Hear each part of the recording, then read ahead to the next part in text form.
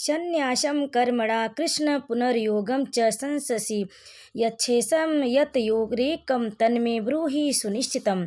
अर्थात अर्जुन ने कहा, हे कृष्ण, पहले आप मुझसे कर्म त्यागने के लिए कहते हैं और फिर भक्ति पूर्वक कर्म करने का आदेश देते हैं।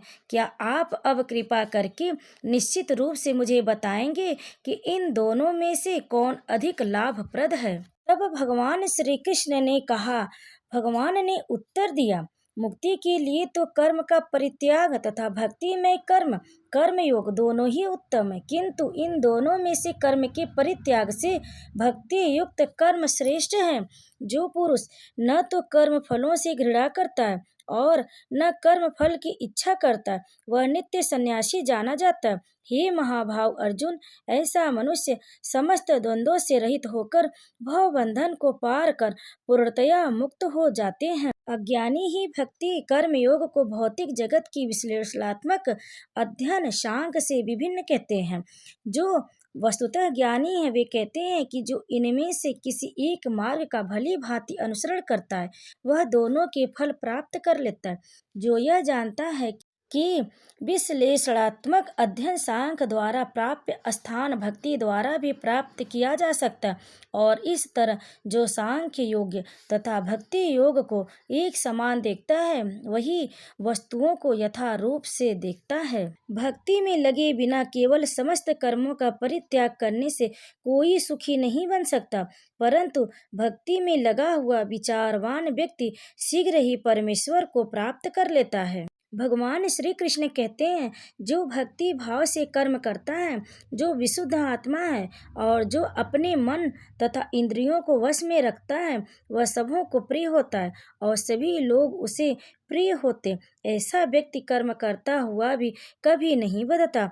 दिव्य भावनामृत युक्त पुरुष देखते, सुनते, स्पर्श करते, सूंघते, खाते, चलते फिरते, सोते तथा श्वास लेते हुए भी अपने अंतर में सदैव यही जानता रहता है कि वास्तव में वह कुछ भी नहीं करता। बोलते, त्यागते, ग्रहण करते या आंखें खोलते बंद करते हुए भी वह यह जानता रहता है कि भौतिक इंद्रियां अपने अपने विषयों में प्रवृत्ति है और वह इन सबसे पृथक है। जो व्यक्ति कर्म फलों को परमेश्वर को समर्पित करके आसक्ति रहित होकर अपना कर्म करता है, वह पाप कर्मों से उसी प्रकार अप्रभावित रहता है जिस प्रकार कमल पत्र जल से अस्पृश्य रहता है। योगी जन आसक्ति रहित होकर शरीर, मन, बुद्धि तथा इंद्रियों के द्वारा भी केवल शुद्धि के लिए कर्म करते हैं। भगवान श्री कृष्ण कहते हैं कि निश्चल भक्त शुद्ध शांति प्राप्त करता है, क्योंकि वह समस्त कर्म फल मुझे अर्पित कर देता। किंतु जो व्यक्ति भगवान से युक्त नहीं है और जो अपने श्रम का फल कामी है, वह बध जाता है। जब देहधारी जीवात्मा अपनी प्रकृति को वश में कर लेता है और मन से समस्त कर्मों का परित्याग कर देता है, तब वह 9 द्वारों वाले नगर भौतिक शरीर में बिना कुछ किए कराए सुख पूर्वक रहता है। शरीर रूपी नगर का स्वामी देहधारी जीवात्मा न तो कर्म का सृजन करता, न लोगों को कर्म करने के लिए प्रेरित करता, न ही कर्म फल की रचना करता। यह सब तो प्रकृति के गुणों द्वारा ही किया जाता है। परमेश्वर न तो किसी के पापों को ग्रहण करता है न पुण्यों को, किंतु सारे देहधारी जीव इस अज्ञान के कारण मोहग्रस्त रहते हैं जो उनके वास्तविक ज्ञान को आच्छादित किए रहते हैं। भगवान श्री कृष्ण कहते हैं, किंतु जब कोई उस ज्ञान से प्रबुद्ध होता है जिससे अविद्या का विनाश होता है, तो उसके ज्ञान से सब कुछ उसी तरह प्रकट हो जाता है जैसे दिन में सूर्य से सारी वस्तुएं प्रकाशित हो जाती। जब मनुष्य की बुद्धि, मन, श्रद्धा तथा शरण सब कुछ भगवान में स्थित हो जाते हैं, तभी वह पूर्ण ज्ञान द्वारा समस्त कल्मश में शुद्ध होता है और मुक्ति के मार्ग पर अग्रसर होता है। विनम्र साधु पुरुष अपने वास्तविक ज्ञान के कारण एक विद्वान तथा विनीत ब्राह्मण, गाय, हाथी, कुत्ता तथा चांडाल को समान दृष्टि संभाव से देखते हैं। जिनके मन एकत्व तथा समता में स्थित है, उन्होंने जन्म तथा मृत्यु के बंधनों को पहले ही जीत लिया।